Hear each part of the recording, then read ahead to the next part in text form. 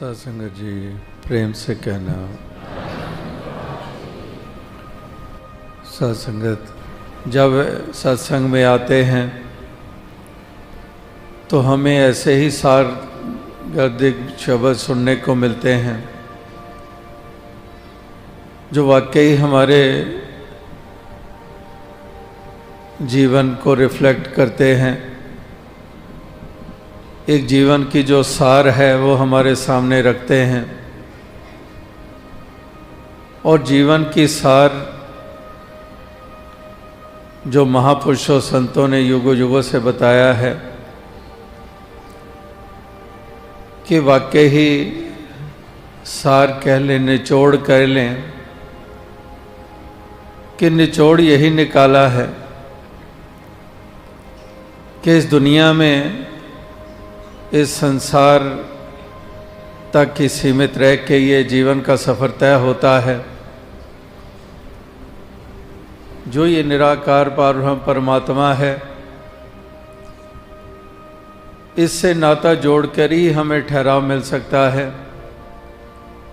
इसी के साथ नाता जोड़ के ही आनंदित हम रह सकते हैं। इसी को ही हमने जीवन में विशेषता और प्राथमिकता देनी है और इसी के द्वारा ही कल्याण होता है। आत्मा का भी कल्याण उद्धार इसी के कारण है, इसी का बोध हासिल करने के कारण है और जीवन में भी सहजता इसी के कारण है, क्योंकि सहज भी यही है। मोक्ष और मुक्ति भी इसी से है, आनंद इसी से ही है, प्रेम का स्रोत यही है। यानी कि आधार और केंद्र भक्तों ने इसी को माना है और इसी तरह से ये फैसले दिए हैं कि वाकई जीवन का सार तो यही है कि ये संसार बना है, बिगड़ता है, ये अस्तित्व में आता है, मिटता है, ये हमेशा रहने वाला नहीं है। ना ये संसार रहता है, ना संसार में जो जन्म लेते हैं, अस्तित्व में आते हैं, वो भी शाश्वत नहीं है। तो इसलिए यहाँ पर शहंशाह बाबा अवतार सिंह जी भी यही बता रहे हैं कि इंसान अक्सर यही भ्रम कर लेता है कि जो क्षण भंगुर है उसको शाश्वत वाला दर्जा दे देता है। वो ये मान लेता है कि ये सच्चाई है, ये कायम रहनी है, और जो शाश्वत है, जो सत्य है, उसको मिथ्या मान लेता है। लोग हैं, चाहे वो जापान जैसे मुल्क में हैं या किसी और मुल्क में हैं, कितने ही नॉन बिलीवर्स हैं, कितने ही एथिस्ट हैं, कितने नास्तिक हैं, जो इस प्रभु परमात्मा के अस्तित्व में यकीन ही नहीं रखते हैं। यानी कि वही बात महापुरुष कहते हैं कि जो सत्य है उसको मिथ्या मान लेते हैं। यानी कि ऐसे लोग इसको मिथ्या मान लेते हैं कि ये कुछ भी नहीं है, नथिंग लाइक इट, ऐसा कुछ भी नहीं है। और जिसको शाश्वत मानते हैं, जिसको हकीकत मानते हैं, तो वो वास्तविकता में महापुरुषों ने कहा कि ये तो ढलती परछाइयाँ हैं, ये तो एक स्वप्न के मानिंद माना है कि वाकई ये सपने के समान है। जैसे सपने में भी एक भ्रम वाला ही समय बीत रहा होता है, जो हकीकत नहीं है वो हम सपने में देख रहे होते हैं, महसूस कर रहे होते हैं, वो सच्चाई होती नहीं है, लेकिन उस वक़्त तो हम उसी को ही सत्य मानकर चल रहे होते हैं। इसीलिए उस सपने को देखते देखते भी हम पीड़ा भी महसूस कर रहे होते हैं, हंस भी रहे होते हैं। एक राजा को सपना आ रहा है, वो पीड़ा महसूस कर रहा है, क्योंकि सपने में वो ये देख रहा है कि वो चल रहा है, पाँव में जूती भी नहीं है और कांटे उनके ऊपर चल रहा है और पूरी पूरी पीड़ा महसूस कर रहा है। लेकिन वो हकीकत और सच्चाई तो नहीं थी। वो तो एक राजा नंगे पांव तो क्या कितने कितने जोड़े जूते के भरे पड़े हैं, कोई सा भी पहन ले, लेकिन सपने में वो हकीकत नजर आ रही है, इसलिए उसका असर भी पूरा पूरा ले रहा है। तो इसी प्रकार से यहाँ पर शहंशाह बाबा अवतार सिंह जी भी वही कह रहे हैं जो युगों युगों से महापुरुषों, संतों ने, बलियों, गुरु पीर पैगंबरों ने संसार के सामने जो पहलू रखा कि वाकई ही ये संसार जो है ये कायम दायम रहने वाला नहीं है, ये आने जाने वाला है, ये हमेशा रहने वाला नहीं है। हमेशा रहता है ये प्रभु परमात्मा ईश्वर निराकार, और यही है जो सारे संसार का आधार है। इसलिए कहते हैं कि इसको विशेषता जो देता है, इस एहसास के साथ जो जीवन के सफर को तय करता है कि बाकी सब कुछ मिट जाना है, कि बाकी सब कुछ मिट जाता है, ये हमेशा रहता नहीं है। अगर लहर और सागर की बात जैसे हम दोनों की तुलना करें तो लहर और सागर, लहर हालांकि उठी सागर से ही है, लेकिन लहर कितनी देर के लिए? लहर उठी है, अभी ठीक से देख ही नहीं पाते। अगर कोई जाते भी हम समुद्र के किनारे और हमारे साथ हमारा परिवार वाला है या मित्र है और हमारी पीठ सागर की तरफ है और दूसरी तरफ देख रहे हैं, कुछ और देख रहे हैं, और वो हमें एकदम से कहता है देख कितनी ऊंची लहर, और बाय द टाइम हम अपना मुख मोड़ते हैं वो देखने के लिए, उस वक्त तक वो अलोप ही हो चुकी होती है। बस इतनी सी ही उम्र उस लहर की, अभी उठी है और मिट भी गई है। लेकिन सागर की तरफ इशारा करें, वो तो क्षणभंगुर नहीं है, वो तो अपनी जगह कायम है। वो लहर की तरह बना और मिटा नहीं है, वो उसी तरह से उसका वजूद कायम है। तो यहाँ पर भी बाबा अवतार सिंह जी यही कह रहे हैं कि माया जेड़ी रंग बिरंगी तेरा जी पर चाहुंदी है, पक्की गल समझ लै मेरी ए आउंदी ते जांदी है। यानी कि ये सब आने जाने वाला है। ये सारे संसार का वजूद और बनावट भी जो बताई गई है, कितने जिक्र आते हैं कि मिलियंस ऑफ ईयर्स पहले यहाँ पर डायनासोर्स थे या कोई और स्पीसीज थे, और फिर वो समय भी आ गया जब एक्सटिंक्ट हो गई, ख़त्म हो गई, वो हमें उनका वजूद नज़र नहीं आता है। इसी तरह से कई ऐसे स्थान बताए जाते हैं जहाँ पर पहाड़ हैं, चट्टानें हैं ऊंची ऊंची, और उसके बारे में बताते हैं कि यहाँ कभी समुद्र होता था। अभी तो ये ऊंचा पहाड़ नज़र आ रहा है, लेकिन ये सब this was all submerged under the water, के पानी के अंदर ही ये थे सब, और अभी हमें ऊंचे होके नज़र आ रहे हैं। यानी कि कहाँ पर एक सरीका हर चीज़ रहती है, हर चीज़ में ही अंतर होता चला जा रहा है। तो इसलिए महापुरुष संत जन कहते हैं कि जो दिसे सो सगल विनाशे, कि जो दिखाई देता है वो रहता नहीं है। तो इसलिए जो रहता है, जिसको कहते हैं कि आशिक सिर्फ बका दे हो, बका जो रह जाता है, यानी कि बका यही रह जाता है, ये परमात्मा ही रहता है।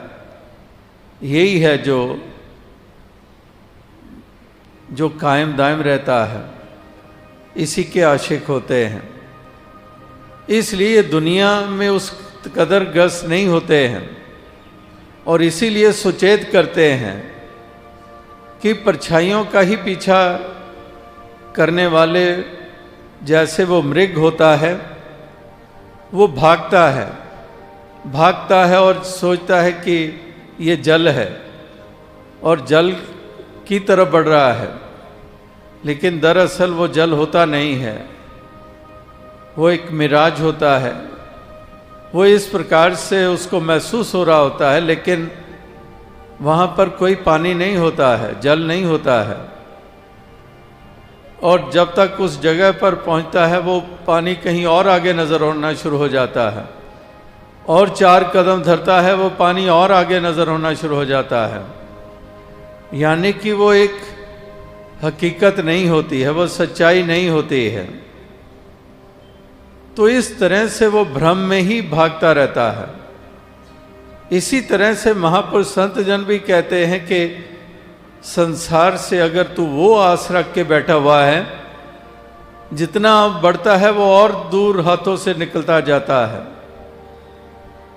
जहां पर तू ये मानकर बैठता है कि यही साधन है जिससे मुझे सुख मिलने वाला है, लेकिन वो भी साधन शाश्वत नहीं है,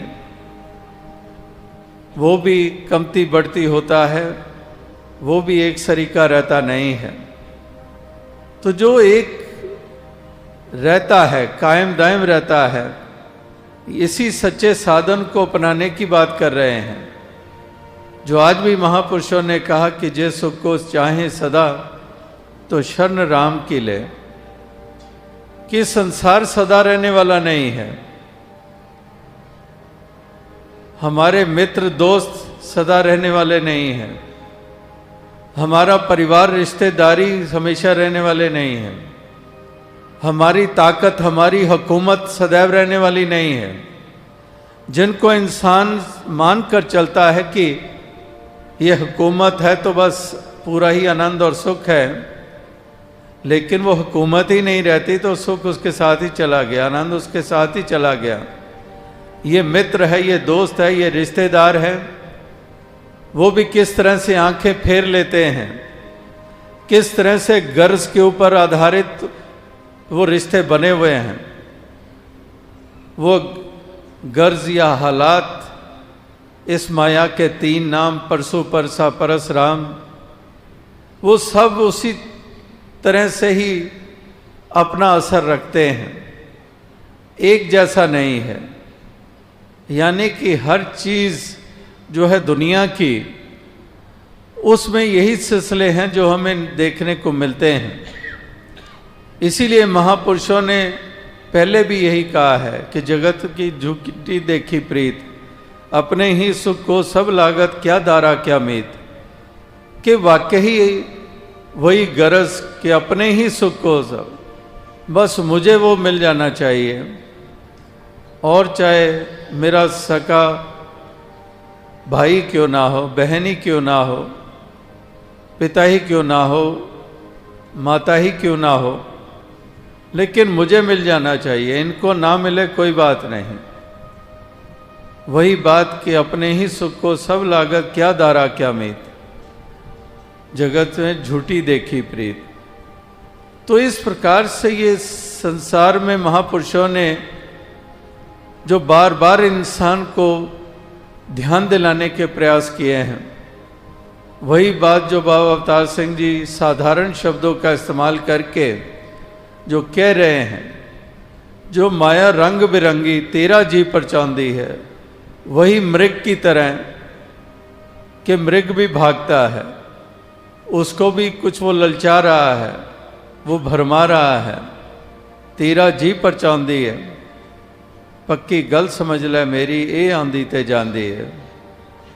यानी कि वो सच्चाई, वो हकीकत नहीं है, वो सच्चा आधार नहीं है, वो शाश्वत वाला साधन नहीं है। तो इसलिए जो हमेश रहने वाला है, हमेशा रहने वाला है, इसी का ही एक सहारा लेना, इसी के साथ मन का नाता जोड़ना, इसी को ही जहन दिलो दिमाग में बसा के रखना। यही महापुरुषों ने कहा कि यही एक हमारी सच्ची अवेयरनेस है, एक सच्ची जागृति यही है। अगर हमने ये बात समझ ली, अगर ये हमने जान लिया, तो फिर वास्तविकता में हम उस भ्रम से ऊपर उठ जाते हैं और हम आनंद के पात्र बन जाते हैं। हम आनंद और सच्चे सुकून की महसूसियत करने लग पड़ते हैं और जान जाते हैं कि वाकई ही ये सब ढलती ही परछाइयाँ हैं। सुख दुनिया दे परछावें ने जेकर प्रीता पाएगा, तो वाकई ये ढलती हुई परछाइयाँ हैं। बादल की परछाई कितनी देर वो हमें छाया देती है और उसका पीछा करते भागते चले जाएं। हवा आती है, बादल आगे भागते हैं, हम और भागते हैं, वो और अदर भागता है और पीछे भागते हैं और फिर वो भी बादल भी बिखर जाते हैं, छोटी छोटी टुकड़ियों में बढ़ जाते हैं। वो बादल जो इतना बड़ा आकार वाला बादल नज़र आ रहा था और इतने बड़े आकार में वो छाया दे रहा था, अब वो भी अपने आप में टुकड़ों में वो बट गया। वो बादल अब वो छोटे छोटे टुकड़ों में, अब छोटे छोटे टुकड़ों में बट गया। अब एक और असमंजस की स्थिति आ गई है कि अब इन टुकड़ों में भी किस टुकड़े के पीछे भागे। तो इस प्रकार से वही बात यहाँ पर कही जा रही है कि वाकई ये परछाइयाँ, ये वास्तविकता में इसी का ही इंसान सहारा लेता है, इसी का ही पीछा करता रहता है। टल गए परछावें जिस दम रोएगा कुरलाएगा, तो वाकई ही ये सब कुछ, हमारी जवानी, हमारी खूबसूरती, हमारी अमीरी, ये सब ताकतें, ये तन मन धन की, ये जो कुछ भी है, जैसे दास ने कहा कि कोई उसी का गर्व करता है, उसी को ही सब कुछ मान लेता है, अपनी असली पहचान भी उसी के आधार पे ऊपर बनाता है। मैं हुकूमत वाला हूँ, मैं हाकम हूँ, तो कहते हैं कि उसी को इतनी विशेषता दी तूने, लेकिन वो भी हुकूमत भी कहाँ हमेशा रही। तो कहते हैं आज तख्त है, कल को तख्ता हिस्से में आ जाता है कि एक तख्त व ताज, आज तख्त है और कल तख्ता हिस्से में आ जाता है। तो वही बात महापुरुष समझाने के प्रयास करते हैं कि वाकई ही ये दुनिया के सिलसिले ऐसे ही हैं, लेकिन एक और भी हैं जिनको साम्राज्य मिला है, जो हमेशा के लिए उनको राज मिल गया। आज भी हम ईस्टर का त्यौहार मना रहे हैं दुनिया भर में, जहाँ हज़रत ईसा मसीह जी को जो सूली पे लटकाया गया, जो गुड फ्राइडे हमने 2 दिन पहले मनाया, वही गुड फ्राइडे जब उनको कीले गाड़े गए और ईस्टर कहते हैं कि रेसरेक्शन हुई, कि वो हज़रत ईसा मसीह जी का इस प्रकार से फिर से सामने आना और उसको ईस्टर का त्यौहार के रूप में दुनिया भर में मनाया जाता है। यानी कि उसी को देखें कि सूली पे लटकाने वाला राजा जिसने हुक्म दिया, उसका तो नामो निशान मिट गया, लेकिन जो साम्राज्य हज़रत ईसा मसीह जी के हिस्से में आया कि सूली पे लटक जाने के बावजूद उनका राज्य आज तक कायम है। यानी कि वो ढलती हुई परछाइयों वाला सिलसिला नहीं है, वो खूबसूरतियाँ भी ढल जाती हैं, हुकूमतें भी ढल जाती हैं, शरीर की ताकतें भी ढल जाती हैं, ये सब कुछ ढल जाता है। तो महापुरुष कहते हैं कि वाकई ही इसी से ही हम अंदाज़ा लगाएं। एक और इसी का बयान किसी शायर ने दिया कि एक बड़े साम्राज्य वाले बड़े राजा महाराजा भी कि अपने जो उनका आसन होता है, सिंहासन होता है, कि वो अपने सिंहासन पर भी मुरझा जाते हैं। और किस प्रकार से जो ऐसे हैं जो सलीबों और सूली पे भी एक खिल उठते हैं, यानी कि महापुरुष संत जन किस प्रकार से अनेकों ढंगों से यही एक बात समझाने के प्रयास करते हैं, जो दिसे सो सगल विनाशे, कि वाकई ही जो दिखाई दे रहा है, जिन आँखों से देख रहे हैं ये आँखें ही नहीं रहती हैं, तो जो दृश्य है वो कहाँ हमेशा रहेंगे। यानी कि ना दृश्य रहते हैं, ना जिन आँखों के द्वारा दृश्य देखते हैं वो आँखें भी नहीं रहते हैं, वो आँखें भी नहीं रहते हैं जिन आँखों के ऊपर भी मान अभिमान करता है, कहते हैं ये आँखें भी नहीं रहते हैं।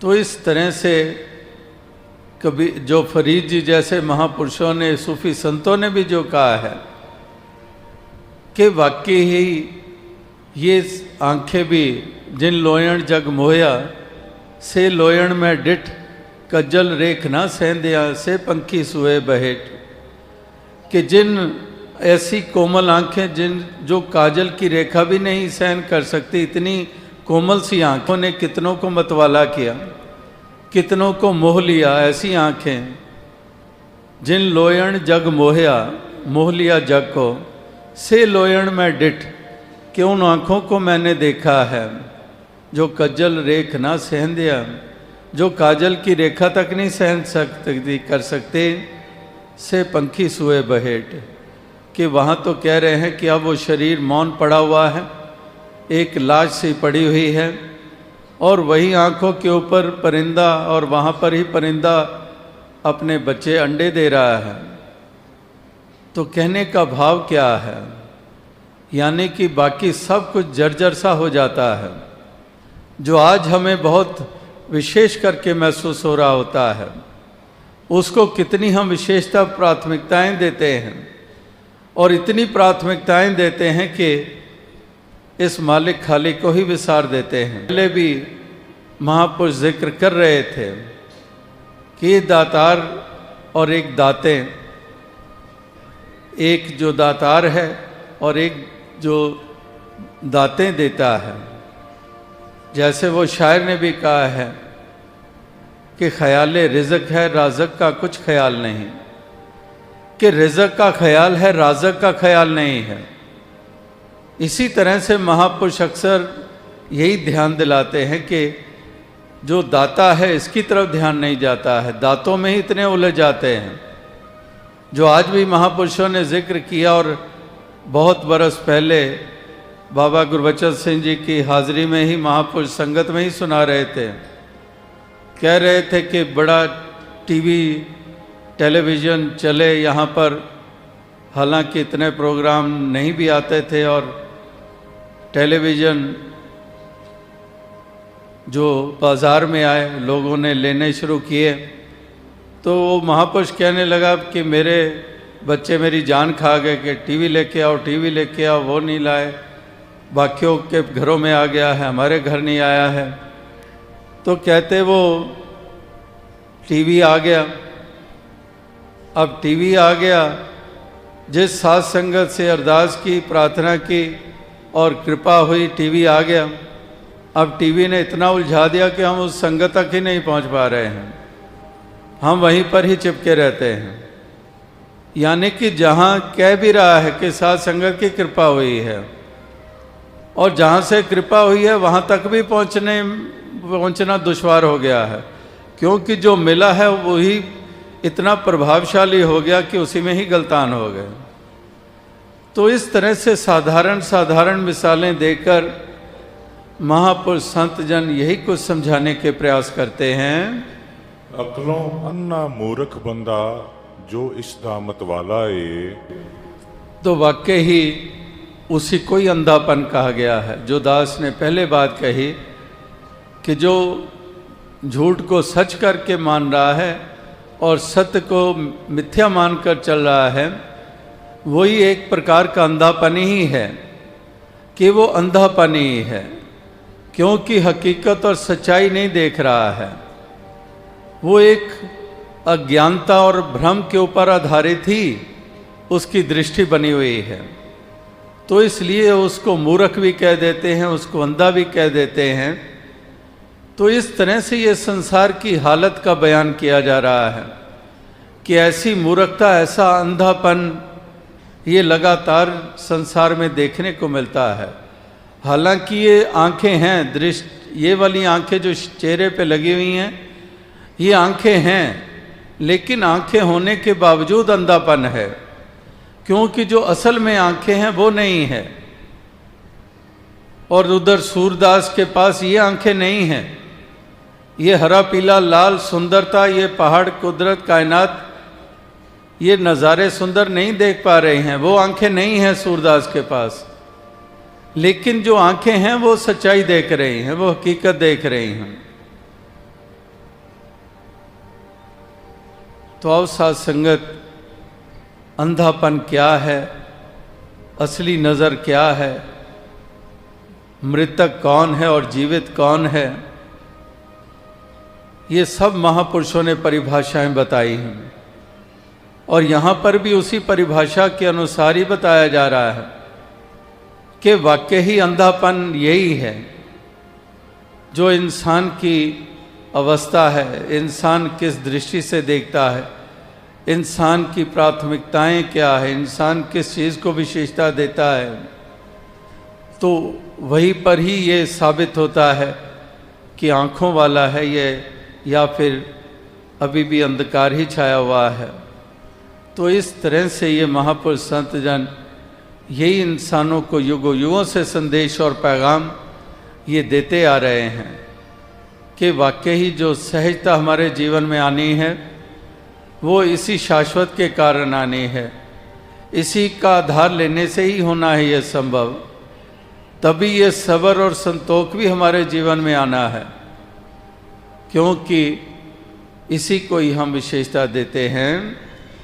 चलदे नाल प्रीतां ला के आखिर रोना पैंदा ए। तो आओ साथ संगत, ये एक चलायमान है संसार। तो वही बात को अलग अलग ढंगों से यहाँ पर अलग अलग मिसालें देकर अलग अलग शब्दों का चयन करके जो निचोड़ है वो यही है, जो किसी शब्द को किसी रूप में बयान किया जाए, लेकिन भाव केवल इतना ही है कि इस तरह से हमारी एक अवस्था बनती चली जाए जो वास्तविकता में हमें ठहराव देती है, चलते फिरते भी ठहराव देती है, दुनिया में विचरण करते हुए परिवार समाज की जिम्मेदारियां निभाते हुए भी ठहराव देती है। और इसी तरह से ही ठहराव मिला कबीर जी को, रविदास जी को, तुकाराम जी को, कितने कितने महापुरुष जिनके भक्तों के हम नाम लेते हैं।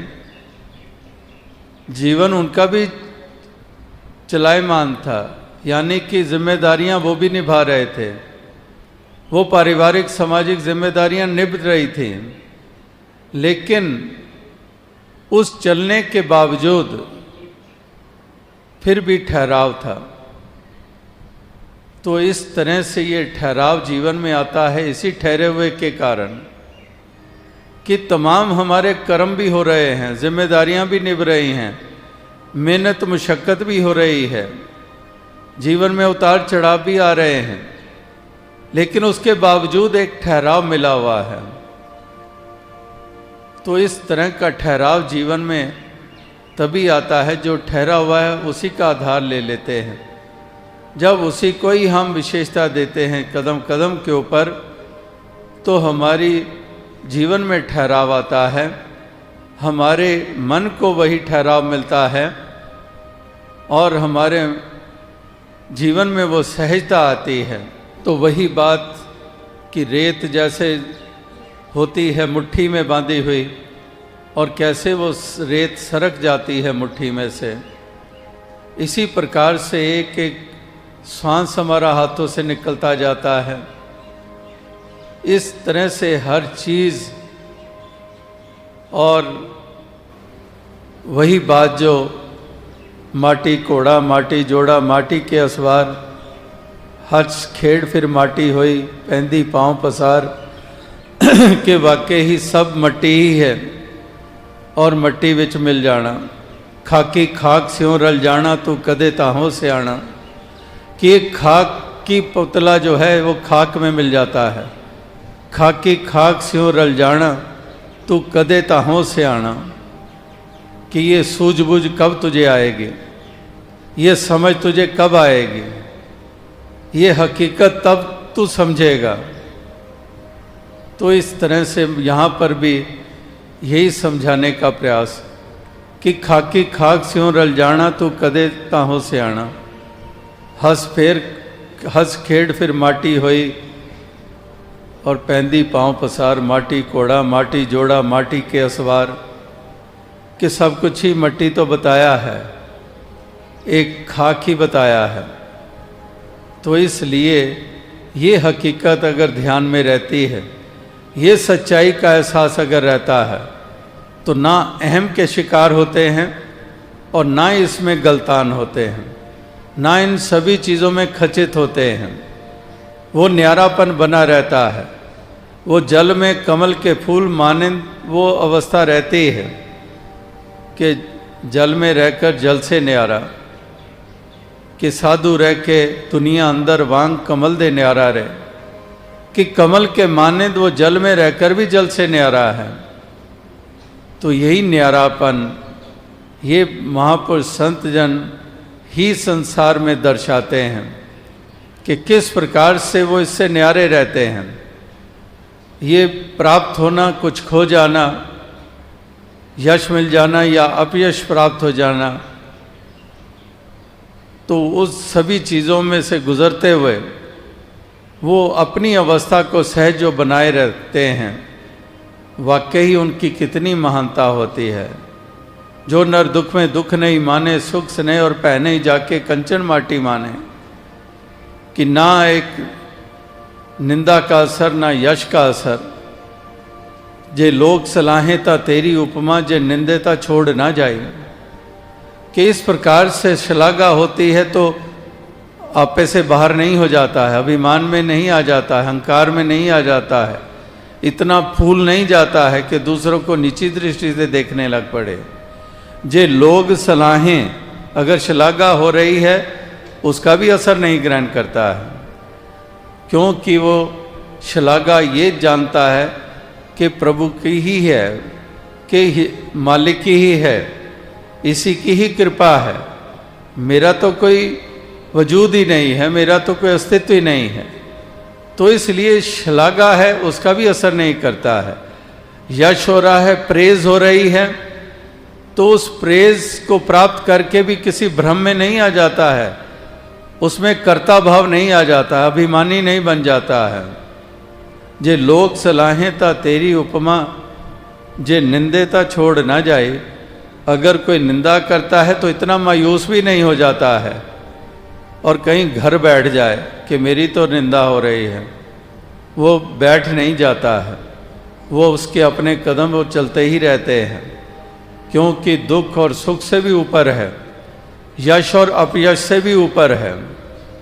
इसलिए वो सहजता ऐसी उसको प्राप्त हो गई है कि वो जीवन जो है उसका वो इसी प्रकार से वो चलता चला जाता है। नाल संत दे प्रीत करे जो सुख ओ सारे पालैंद है। तो वाकई ही जो संतों का संग करता है और सुख इसलिए वो प्राप्त कर लेता है क्योंकि जो संतों ने ज्ञान दिया, जो संतों ने बोध कराया, जो संत कदम कदम पर हमें एक ऐसी प्रेरणा देते हैं, मजबूती देते हैं, एक विश्वास और अकीदे को परिपक्वता देते हैं, तो इसलिए वो संत ऐसे साधन बने जिसके कारण हमें वो सच्चा आनंद मिल गया, सच्चा सुख मिल गया। वो संतों के संग के कारण ही हुआ, क्योंकि संतों ने हमें वो बोध कराया, वो ज्ञान दिया, वो उजाला दिया, वो हमारी सोच ऐसी बनाई। इसलिए इस जीवन की चाल को कैसे चलना है, कैसे हमने इन सब में से गुजरना है, वो सब ढंग, वो सलीका हमें बताया। और इसीलिए हम वो सुख की महसूसियत करते हैं। इस प्रकार से अपने साथ मिला देता है, यानी कि इस मालिक से जोड़ लेता है। और क्योंकि जो मिला रहा है वो ब्रह्म ज्ञानी है, और ब्रह्म ज्ञानी जो है और उसमें और इस मालिक के में कोई भेद नहीं है। ब्रह्म ज्ञानी का सकल आकार, ब्रह्म ज्ञानी आप निरंकार। तो इस प्रकार से वो अपने साथ ही मिला लेता है, यानी कि निराकार के साथ मिला देता है। और निराकार के साथ ही जब मिल गए तो फिर वास्तविकता में अब जो सफ़र तय हो रहा है वो सफ़र तय होता है उस दृष्टि के द्वारा जो झूठ को झूठ करके देख रही है, जो सत्य को सत्य करके देख रही है, जो मिथ्या को मिथ्या करके देख रही है, जो शाश्वत को शाश्वत करके देख रही है। तो इस तरह से वो दृष्टि मिल गई है और फिर हकीकत में ही हमारा वास हो गया है। अब सच्चाई में ही वास हो गया है। अब जीवन मुक्ति के ही हम भागीदार बन गए हैं। एक मोक्ष और मुक्ति ही हमारे हिस्से में आ गई है। जो आत्मा मोक्ष और मुक्ति की पात्र बन गई है, पर लोक सुहेला इसी के कारण हो गया है। और लोक की यात्रा भी एक सहज हो गई है, क्योंकि जिन ब्रह्म ज्ञानियों का संग मिला, उन्होंने जो हमें सोजी दी, उन्होंने जो ज्ञान उजाला दिया, उसी ज्ञान उजाले के अंतर्गत ही हम जीवन के सफ़र को तय कर रहे हैं। तो फिर वास्तविकता में एक हमारे जो हमारी अवस्था है वो ऊंची अवस्था हो जाती है। फिर जीवन में हम उसी सहज चाल को चलते चले जाते हैं। ये कदम फिर डगमगाते नहीं हैं, फिर हम एक्सट्रीम्स में जाते नहीं हैं। एक आज भी गौतम बुद्धा जी का जिक्र हुआ और उनकी भी शिक्षाएं जो हैं जब वो बताई जाती हैं तो उसमें मिडल पाथ का जिक्र आता है। मिडल पाथ का मतलब ही यही है कि एक्सट्रीम्स नहीं, कि एक्सट्रीम्स नहीं है वहाँ पर। वो सहज जिसको हम कह रहे हैं, सहज चाल कह रहे हैं, सहजता जिसको हम कह रहे हैं, वो वही मध्य मार्ग है। वही जो नर दुख में दुख नहीं माने, सुख स्नेह और पहने जाके कंचन माटी माने, यानी कि वो सहज चाल है, मिडल पाथ। एक्सट्रीम्स नहीं है कि यश हुआ तो वापस से बाहर हो गया, और अगर विपरीत कुछ हिस्से में आ गया तो बिल्कुल ही नीचे चला गया, बिल्कुल ही बैठ गया, कदम ही रुक गए। और पहले इतना नशे में चूर और दूसरों के पाँव ही के ऊपर पाँव रखकर उनको ही कुचल कर आगे भागता चला जा रहा है। यानी कि दोनों ही एक्सट्रीम्स से ऊपर मिडल पाथ। यही महापुरुषों ने कहा कि घर ही में भोग, घर जोग घर ही में, कि इस प्रकार से ये ऐसा सलीका जीवन जीने का ये भक्तों महापुरुषों को ही प्राप्त हुआ है। संत संग कबीरा बिगड़्यो, सो कबीर रामे होए निबर्यो। कि इस प्रकार से संत संग कबीरा बिगड़्यो, कि संतों का संग हुआ, ऐसा प्रताप हुआ कि रामे होए निबर्यो, कि ऐसा ऊंचा दर्जा हमें मिल गया, ऐसी ऊंची अवस्था मिल गई कि प्रभु का रूप ही बना दिया हमें। तो आओ साथ संगत, क्योंकि प्रभु खुद बजाते खुद आप ही इन सब से न्यारा है। ये नौ चीज़ां दृष्टमान ने जिसनों कहंदे माया है, 10वां ब्रह्म इन्हां तो वखरा इन्हां विच समाया है। कि वाकई ही वो न्यारापन जो है वो मालिक का ही है। तो इसलिए इसी मालिक का जब ये न्यारापन है और इसी से जब नाता जुड़ गया तो फिर उसका भी न्यारापन प्राप्त हो जाता है। तो आओ साथ संगत, यही अरदास, यही प्रार्थना की दातार कृपा करे, सबको ऐसी तौफीक दे, शक्ति दे, सामर्थ्य दें, ताकि सभी इस सच्चाई का एहसास करते हुए इस जीवन के सफ़र को तय करते चले जाएं। जीवन का आनंद लेते चले जाएं और ऐसी सहज चाल ये जीवन की ये बनती चली जाए। यही एक अरदास, यही प्रार्थना, यही शुभकामना है। साध संगत जी धन्य।